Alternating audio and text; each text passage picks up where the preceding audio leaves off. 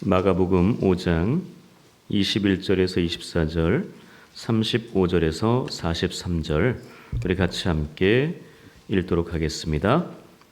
예수께서 배를 타시고 다시 맞은편으로 건너가시니 큰 무리가 그에게로 모이거늘 이에 바닷가에 계시더니 회당장 중 하나인 야이로라 하는 이가 와서 예수를 보고 발 아래 엎드리어 간곡히 구하여 이르되 내 어린 딸이 죽게 되었사오니 오셔서 그 위에 손을 얹으사 그로 구원을 받아 살게 하소서 하거늘 이에 그와 함께 가실새 큰 무리가 따라가며 애워싸 밀더라. 35절 읽습니다.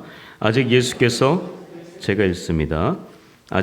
말씀하실 때에 회당장의 집에서 사람들이 와서 회당장에게 이르되 당신의 딸이 죽었나이다. 어찌하여 선생을 더 괴롭게 하나이까? 예수께서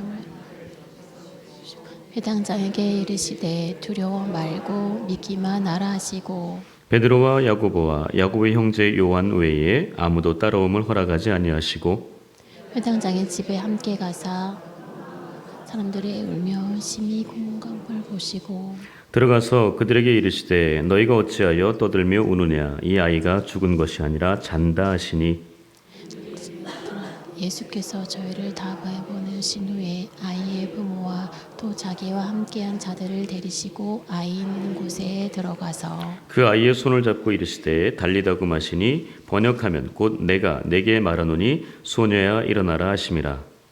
소녀가 곧 일어나서 걸으니 나이 12살이라 사람들이 곧 크게 놀라거늘 함께 읽습니다. 예수께서 이 일을 아무에도 알지 못하게 하라고 그들을 많이 경계하시고 이에 소녀에게 먹을 것을 주라 하시니라. 이는 하나님의 말씀입니다. 아멘. 우리 옆 사람에게 인사하겠습니다. 주님의 이름으로 축복합니다. 네. 날씨가 많이 추워졌습니다. 네. 내복 입으셨습니까? 내복 입으셔야 돼요. 네. 그러다 감기 걸리면 큰일 납니다. 네. 네. 제가 내복을 입었을까요? 안 입었을까요? 제가 제 살을 보여줘야 되겠네. 저는 아직 안 입었거든요. 네. 이제 곧 입을 예정입니다. 네. 몸을 따뜻하게 하셔서, 네. 아프지 않도록, 네. 몸을 잘 보호해 주셨으면 좋겠습니다. 동화 작가 중에요. 엘레나 파스클리라는 그 작가가 있는데 그 작가가 새 나무 이야기를 썼습니다. 네.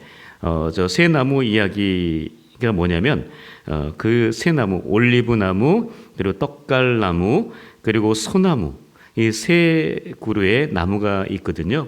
그러니까 이 나무들이 나름대로 원대한 꿈을 가지고 있었습니다.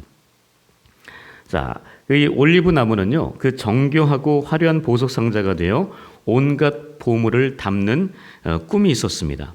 근데 어느 날 나무꾼이 이 숲의 수많은 나무 중에서 올리브 나무를 택해서 베어다가 보석함을 만드는 것이 아니라 말구유, 네, 냄새나는 이 짐승의 먹이를 담는 구유를 만들고 말았습니다. 올리브 나무는 자신의 꿈이 산산조각 나서 너무나 마음이 무너졌습니다. 자신은 가치가 없고 천한 존재라는 생각 속에 낙심을 하고 말았습니다. 자, 이 떡갈나무는요, 위대한 왕을 싣고 바다를 건널 거대한 배가 되겠다는 꿈을 가지고 있었습니다. 그래서 이 나무꾼이 자신을 배웠을 때, 그리고 자신으로 배를 만들기 시작했거든요.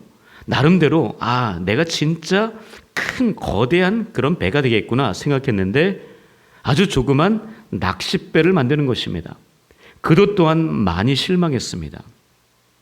근데 얼마 후 또 이 마지막 세 번째 나무, 이 소나무는 늘 높은 곳에 우뚝 서 있었거든요. 그래서 본인이 그 생각을 한 거예요. 나는 절대 베어지지 않고 이곳에서 천지 만물을 만드신 하나님의 영광을 끝까지 드러내다가 나는 그렇게 살고 싶다. 이런 생각을 한 거예요. 자, 그런데 어느 날 비가 억수같이 쏟아지는 날 밤에 번개가 그 나무를 때려서 둘로 쪼개고 말았습니다. 그래서 내동댕이 쳐지고 말았어요. 이렇게 비참한 상황이 되자 나도 또한 이렇게 그냥 끝장나는구나 생각을 했습니다. 그러다가 나무꾼이 또 와가지고 그 나무를 그냥 놔둘 수 없으니까 쓰레기 모아놓는 그 창고 더미에 그냥 던져버렸습니다. 참 많이 실망했죠. 이 세 나무 자신이 가진 꿈이 있었습니다. 근데 그 꿈 모두 다 사라지고 말았죠. 하지만 하나님은 다른 계획을 가지고 계셨어요. 오랜 세월이 흘렀습니다. 마리아와 요셉이 아이 낳을 곳을 찾지 못해 헤매고 있었죠. 그들은 마침내 마구간을 발견했고 아기 예수 그리스도가 태어나자 그 구유에 누였습니다. 그 구유는 바로 아까 말씀드린 올리브 나무로 만든 구유였습니다. 이 올리브 나무는 귀한 보석을 담고 싶었지만 하나님은 더 좋은 계획을 가지고 계셔서 올리브 나무, 이 나무에 가장 귀한 예수 그리스도를 담아낼 수 있는 나무가 되었다는 거죠. 또 예수님께서 시간이 지날수록 그 키와 지혜가 자라면서 어느 날 예수님은 호수 건너편으로 건너가기 위해서 크고 멋진 배가 아닌 작고 초라한 낚싯배를 선택하시고 그 낚싯배에 오르셨습니다. 이 낚싯배 바로 아까 그 떡갈나무로 만든 배였다는 것입니다. 떡갈나무는 위대한 왕을 태우고 그렇게 바다를 건너고 싶었지만 하나님은 그 더 좋은 계획이 있으셨던 거죠. 바로 만왕의 왕 대신 예수 그리스도를 태우는 배가 되었다는 거죠. 또 몇 년이 흘렀습니다. 바로 로마 병사들이 소나무가 버려진 그 쓰레기 더미에서 뭔가를 부지런히 찾습니다. 이에 소나무는 곧 땔감나무가 되겠거니 하면서 매우 절망했습니다. 하지만 병사들은 그 소나무를 찾아서 두 조각으로 쪼개더니 십자가를 만들었습니다. 그리하여 그 소나무에 예수 그리스도가 매달리시게 되었습니다. 이 소나무 바로 오늘까지도 사람들에게 사랑과 구원의 표징으로 보여지고 있습니다. 세 나무 모두 자신의 꿈을 상실했다고 바로 다 여기서 끝났다라고 생각했으나 결국 이 나무들은 이 세상에서 가장 놀라운 하나님의 도구로 쓰임을 받았다라는 그런 이야기입니다. 바로 이 이야기 속에서 우리가 알 수 있는 건 뭐죠? 바로 내 꿈이 분명히 있어요. 내가 바라고 기대하는 그런 비전들이 있습니다. 계획들이 있어요. 그러나 그 꿈과 비전이 비록 이루어지지 않았다고 해서 결코 실망하거나 절망할 필요가 없다라는 것입니다. 바로 내 삶 속에서 나를 끊임없이 빚어가시고 만들어가시는 그 하나님이 내 옆에 계시기 때문입니다. 우리 주님 바로 우리에게 말씀하십니다. 너는 내게 부르짖으라. 내가 내게 응답하겠고 내가 알지 못하는 크고 은밀한 일을 내게 보이리라라고 말씀하십니다. 하나님은 그런 분이십니다. 우리에게 더 큰 것을 주시기 원하신다는 거죠. 내가 생각했던 것보다 때로는 그것이 내가 생각하기에는 왜 이럴까? 왜 이 정도밖에 안 되지? 왜 내가 생각한 것보다 더 안 되는 거야? 라고 생각할지 모르지만 하나님은 더 크게 하나님은 쓰시기 위해서 준비하고 계신다라는 것입니다. 이사야 55장 8절과 9절 말씀에 이런 말씀이 있죠. 같이 함께 읽어볼까요? 자, 시작. 이는 내 생각이 너희의 생각과 다르며 내 길은 너희의 길과 다름이니라. 여호와의 말씀이니라. 이는 하늘이 땅보다 높음 같이 내 길은 너희의 길보다 높으며 내 생각은 너희의 생각보다 높음이니라. 뭐예요? 하나님의 생각과 내 생각은 같을 수가 없다라는 거죠. 아니, 우리가 하나님의 생각에 맞추어져야 한다라는 것입니다. 때로는 우리 마음속에 내가 품고 있는 그 모든 것들이 이루어지지 않아서 너무나 가슴 아플 때가 많이 있지만 바로 그 상황 가운데 내 생각보다 내 계획보다 너의 꿈보다 더 큰 하나님이 역사하신다면 우리는 더 크게 하나님 앞에 쓰임받게 된다라는 것이죠. 내 길과 하나님의 길 다를 수 있습니다. 그러나 절대 그때 실망하지 말고 하나님의 그 길을, 하나님의 그 계획을, 그 꿈을 붙드는 우리 모두가 될 수 있기를 축복합니다. 아멘. 네, 오늘 본문의 주인공 누구시죠? 네, 여러분 신약은 오신 메시아 예수 그리스도를 이야기하고 있잖아요. 그럼 대부분 그냥 예수님이라고 하면 다 맞아요. 네, 오늘 본문의 주인공 누구예요? 예수님이세요. 그 예수님과 함께 옆에서 등장하는 인물들이 있습니다. 물론 핵심 인물이라고 얘기할 수 있는데 회당장 누구요? 야이로라는 사람이 등장하고 또 그의 12살 된 딸이 등장하죠.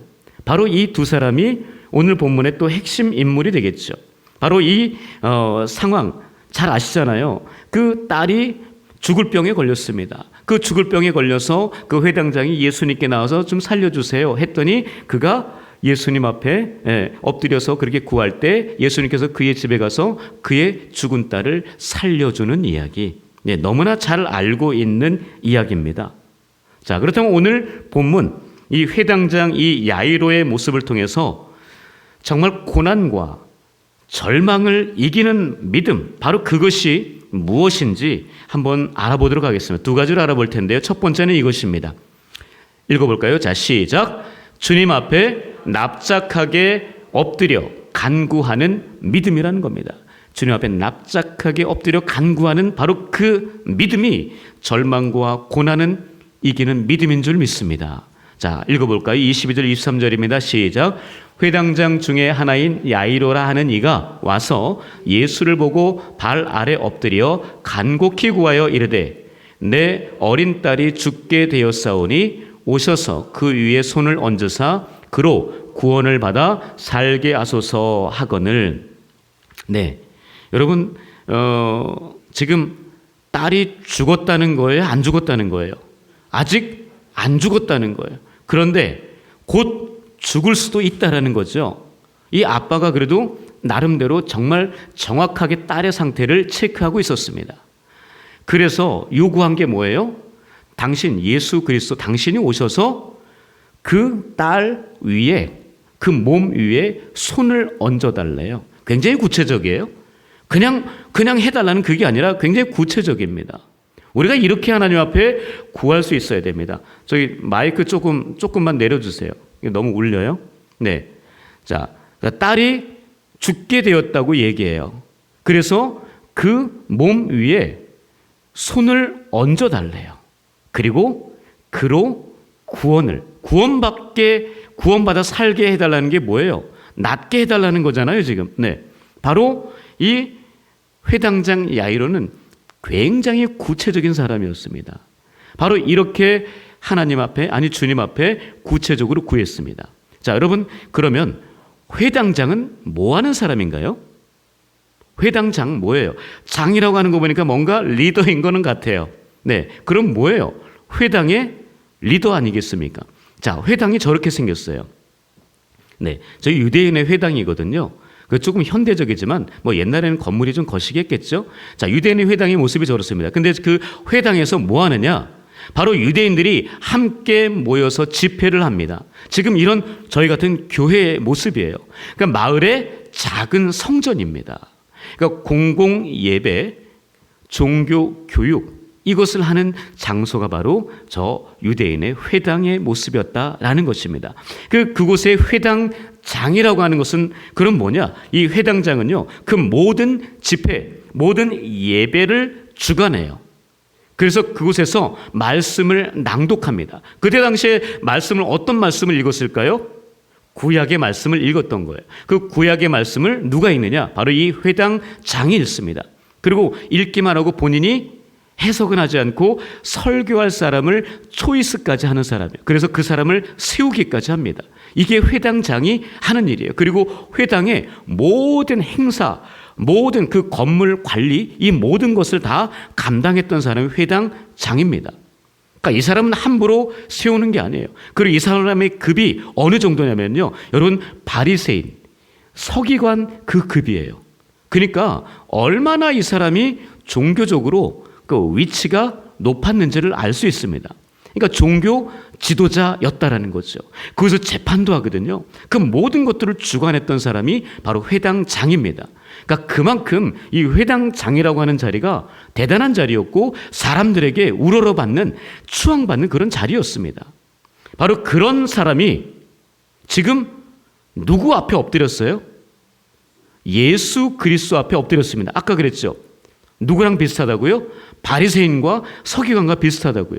그 위치가 비슷하면 여러분 지금 이 사람은 율법에 대해서 굉장히 많이 알고 있고 율법을 매우 복종하는 사람입니다. 그러면 예수님을 좋아할까요? 싫어할까요?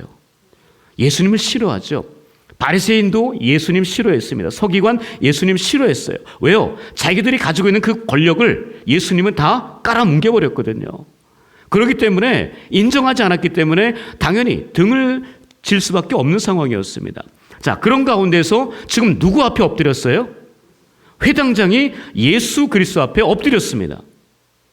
여러분 여기서 우리가 생각해 봐야 되는 거 아니에요? 아니 어떻게 예수 그리스도 앞에 자기랑 어쩌면은 그 자기 대적인데 그 앞에 엎드리게 했을까? 뭐예요?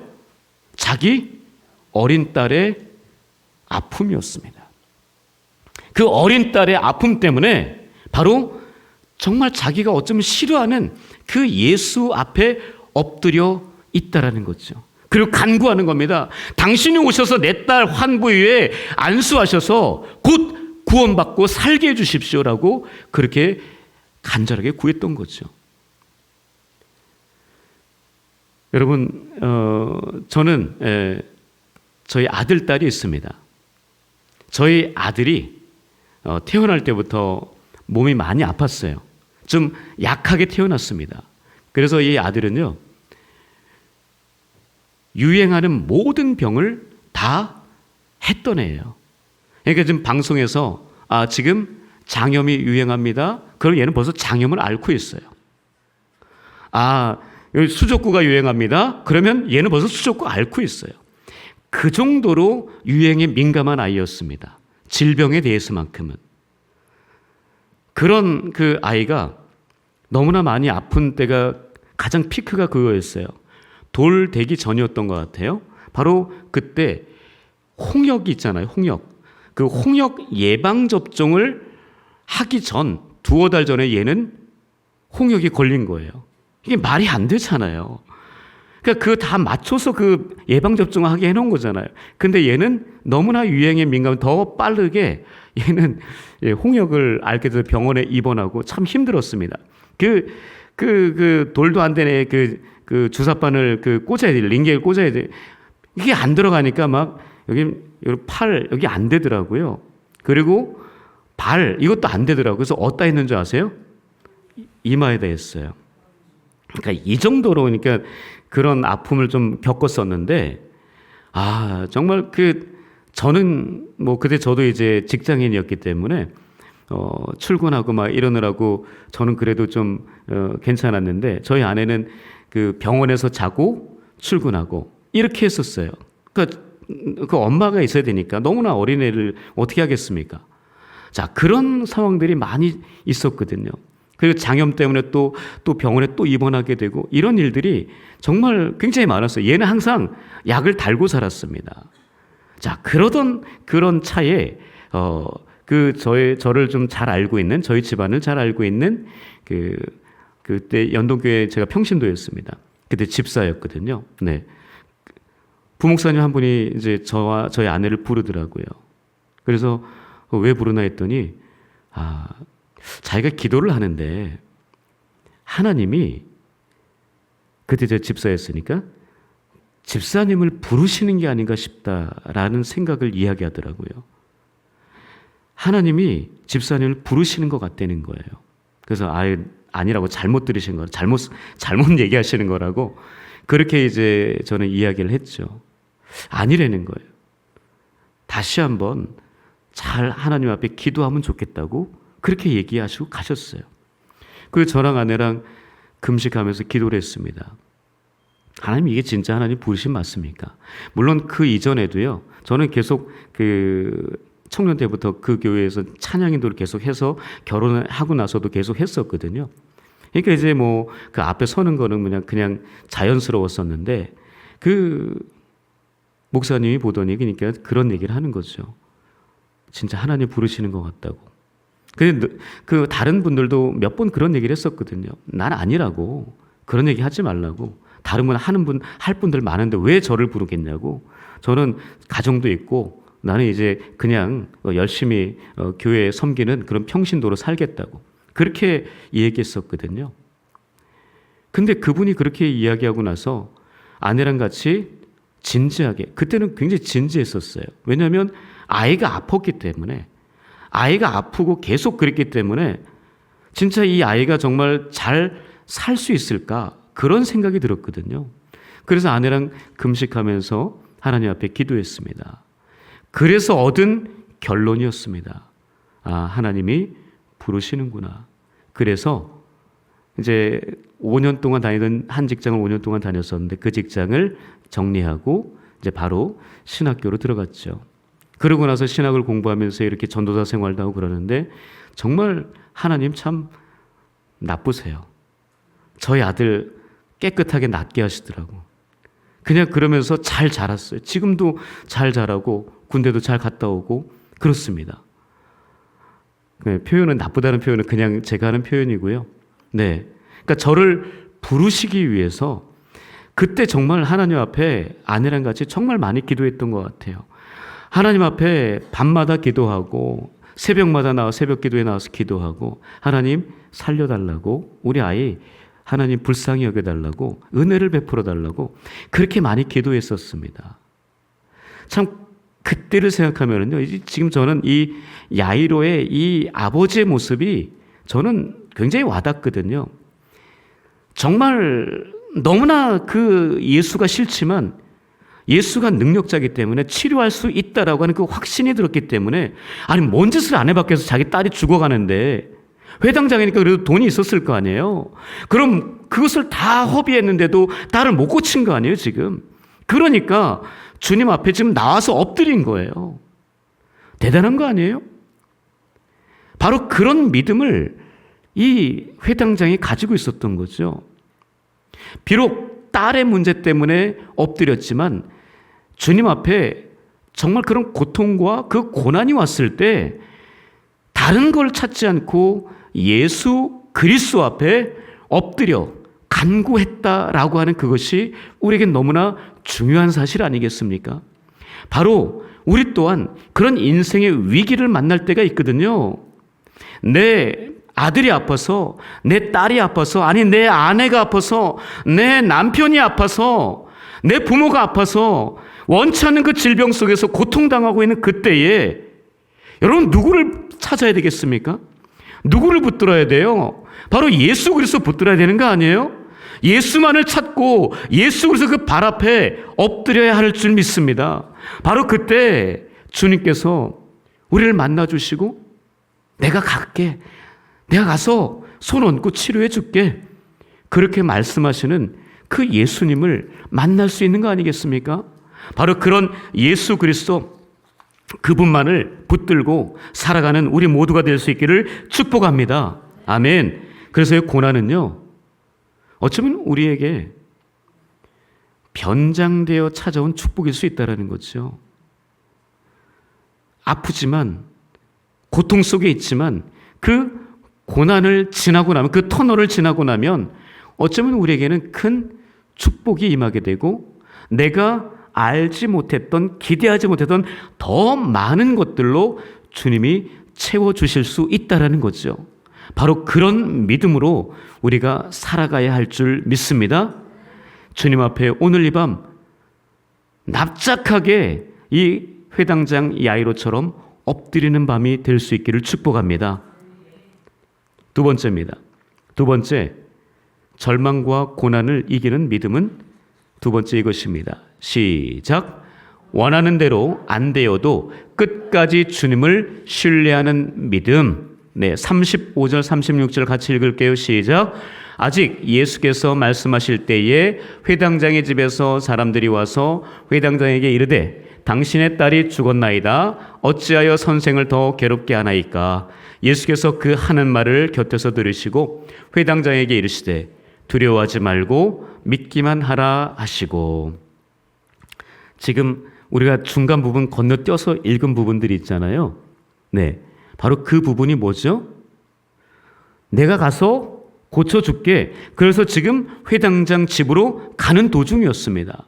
근데 가는 도중에 누굴 만나요? 바로 12해를 혈루증으로 앓던 여인을 만납니다. 사람들이, 여러분 예수님이 스타잖아요. 그때 당시에.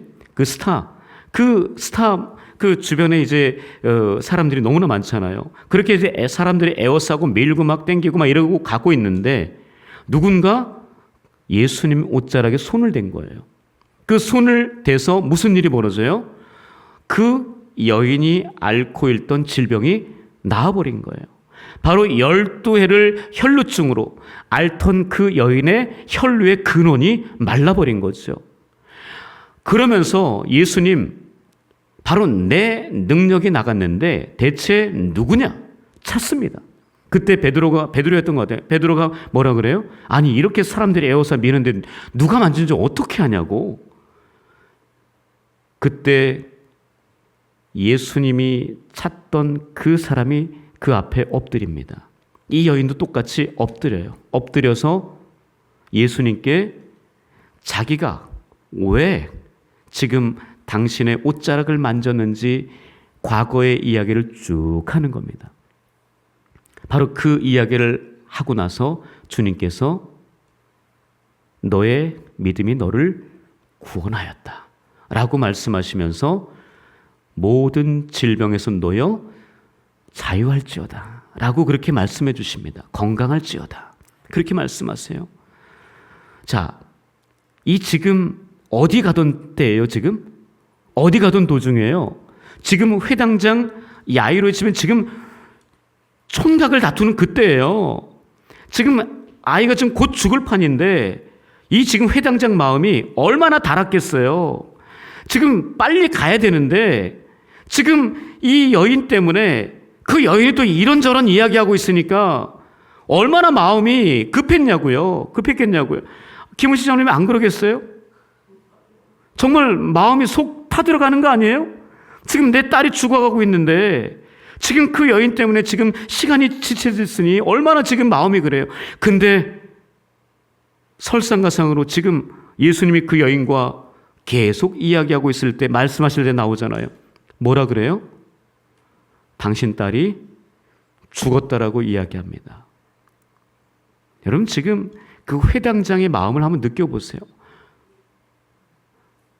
아니 지금 예수님 바로 지금 가신다고 해서 너무나 기뻐서 좋아했는데 지금 도중에 누가 길을 막아가지고 지금 내 딸이 죽어버린 거예요. 얼마나 마음에 절망감이 들까요? 아니 그렇게 주님께서 치료해 주실 거라고 확신하고 그 주님 앞에 회당장인데 엎드려서 간구해서 겨우 그분을 데리고 가는데 누구 그 여자 때문에 여러분 원망 안 하겠어요? 최원희 목사님 원망 안 하겠어요? 정말 저 같으면 정말 마음 가운데 그 여인 진짜 어떻게 하고 싶어요. 그러지 않을까요? 내 딸이 죽었잖아요. 본인은 살고 본인은 치유받고 이거 얼마나 기분이 상해요. 정말 땅을 치고 정말 눈물로 통곡했을 거라고요.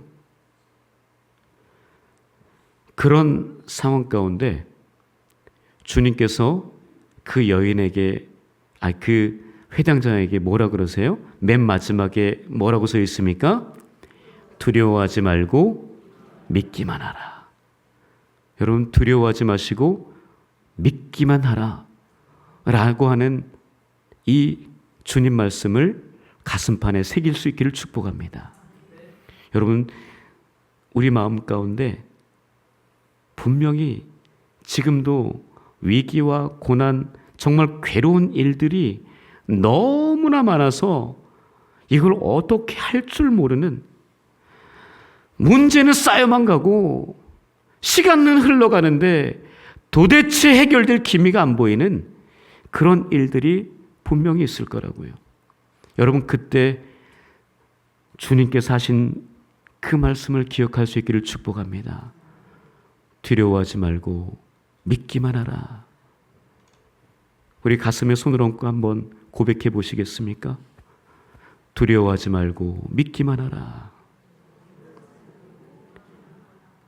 두려워하지 마십시오. 우리 주님이 믿기만 하라고 이야기하십니다. 우리 주님 저렇게 이야기하실 때는 뭐가 믿는 구석이 있어서 그런 거 아니에요? 본인이 해결할 수 있기 때문에 저런 말 할 수 있는 거 아니에요? 그 주님을 우리는 끝까지 신뢰해야 한다라는 것입니다. 내가 원하는 대로 안 되고 시간이 지체되고 내 꿈이 산산이 부서져도 모든 소망이 다 끊어지고 절망밖에 들지 않는 그 순간에도 무서워하지 말고 두려워하지 말고 믿기만 하라고 하시는 그 주님 음성이 들려질 수 있기를 축복합니다. 그 음성으로 말미암아 그 마음에 모든 풍랑이 잔잔해지는 은혜가 있기를 간절히 소망합니다. 자, 저렇게 하고 주님이 야, 네 딸 죽었으니까 나 니네 집에 안 갈래. 여러분 그랬습니까? 주님 끝까지 그 집을 가셨어요. 그 집 갔더니 어떤 일이 벌어졌어요? 초상집 된 거죠. 난리가 났죠. 자기 딸 죽었다고. 얼마나 그 아빠도 그렇지만 그 엄마는 더 했을 거 아니에요? 그 가족들은 더 했을 거 아니냐고요. 그렇게 울고 있는 그 딸이 죽어서 울고 있는 그 집 식구들에게 주님 뭐라 그러세요? 야, 죽은 게 아니야. 자고 있어. 자고 있다니까. 사람들이 예수님 보고 뭐라 그러겠어요? 미쳤다 그러죠. 지금 죽었는데 뭔 소리 하는 거냐고. 잔다는 게 말이 되냐고. 그때 우리 예수님 어떻게 하세요? 3명, 베드로, 야고보, 요한. 이 사람들이 여러분 그 리더예요. 그 12명 중에 3명의 리더를 세워서 그 3명을 그 밑에 둔 거예요. 이 3명의 리더를 데리고 그리고 그 부모, 이 딸의 엄마 아빠만 데리고 그 죽은 딸이 있는 그 방으로 들어갑니다. 그 방으로 들어가서 가자마자 주님께서 뭐라 그러세요? 그 누워있는 딸을 향해서 주님 보시기에 자는 거죠. 자고 있는 딸을 향해서 달리다 굼! 여러분 제가 좀 세게 얘기했지만요. 이 달리다 굼이라고 하는 이 말이 소녀야 일어나라 라고 하는 아람어거든요. 이 아람어는 고대 페르시아 언어예요. 현재 시리아 아르메니아에서 사용하고 있습니다. 이 아람어로 달리다 굼, 달리다라고 하는 게 소녀야 라는 뜻이고요. 굼이라고 하는 게 일어나라 라는 뜻입니다. 달리다 굼, 이렇게 아주 부드러운 주의 음성으로 말씀하셨어요. 여러분 이 달리다 굼, 요 지금 소녀야 일어나라 라고 하는 이 단어가요. 우리 엄마가 우리 아침에 우리 자녀들을 잠에서 깨울 때 하는 그 소리예요. 부드럽게 아들아 일어나라, 딸아 일어나라, 이제 학교 가야지. 이렇게 깨울 때 쓰는 단어가 달리다 굼이었습니다. 근데 여러분들은 어떠십니까? 그렇게 부드럽게 아이를 깨우십니까? 아니잖아요. 야! 너 안 일어나! 너 지금 언제 이렇게 자고 있어? 막 이러면서, 예. 근데 달리다 굼이라고 하는 그 단어는요, 굉장히 부드러운, 정말 사랑스럽게 깨우는 거예요. 아이야, 일어나라. 소녀야, 일어나라. 그러니까 잠자고 있어도, 아까 잠자고 있다고 그랬잖아요. 잠자고 있는 그 아이를 정말 어루만지면서 깨우는 그 소리였습니다. 우리 주님, 그 달리다 굼, 그런 말씀을 하시자 소녀가 어떻게 됐대요? 눈을 뜨고 일어나는 겁니다. 그리고 눈을 뜨고 일어나더니 걸어 다니는 거예요. 이런 일이 어디 있습니까? 아까 회당장에게 뭐라 그랬어요? 두려워하지 말고 믿기만 하라. 여러분, 회당장이 어땠을까요? 지금 죽었다 그랬잖아요. 자기 딸이. 근데 주님이 두려워하지 말고 믿기만 하라. 이런 그 말씀을 회당장이 믿었을까요? 안 믿었을까요? 여러분, 믿었기 때문에 주님을 자기 집까지 죽었는데 모시고 간 거 아니에요? 만약에 안 믿었다면 여러분 모시고 갔겠어요? 다 끝장났는데 뭘 모시고 가요? 근데 그는 그러지 않았습니다. 끝까지 믿었어요. 중요한 거예요. 끝까지. 그 응답이 더디고 또 더디고 내가 원하는 대로 안 되었어도, 절망감이 계속 들어도, 그런 환경이 계속되어도 끝까지 포기하지 않고 믿었던 그 믿음, 바로 그 믿음을 보시고 주님께서 그 딸을 살려주신 거죠. 여러분, 우리에게도 이런 인생의 고난과 아픔들이 있습니다. 여러분, 그때 어떻게 하시겠어요? 그런 절망을 느낄 수밖에 없고 그 고난과 위기 속에서 모든 소망이 다 끊어져 버린 그런 삶 속에서 과연 우리는 어떻게 해야 될까요? 바로 첫 번째 믿음이 뭐였어요? 예수님 앞에 나와 그 발 아래 엎드리는 믿음. 그것이 있어야 되고, 그 다음에 두 번째 믿음은 뭐였어요? 내가 원하는 대로 안 되었어도 끝까지 포기하지 않고 매달리는 그 믿음, 바로 그 믿음이 필요한 줄 믿습니다. 오늘 이 밤 그 믿음을 소유할 수 있는 저와 여러분을 낼 수 있기를 주님의 이름으로 간절히 축복합니다. 아멘.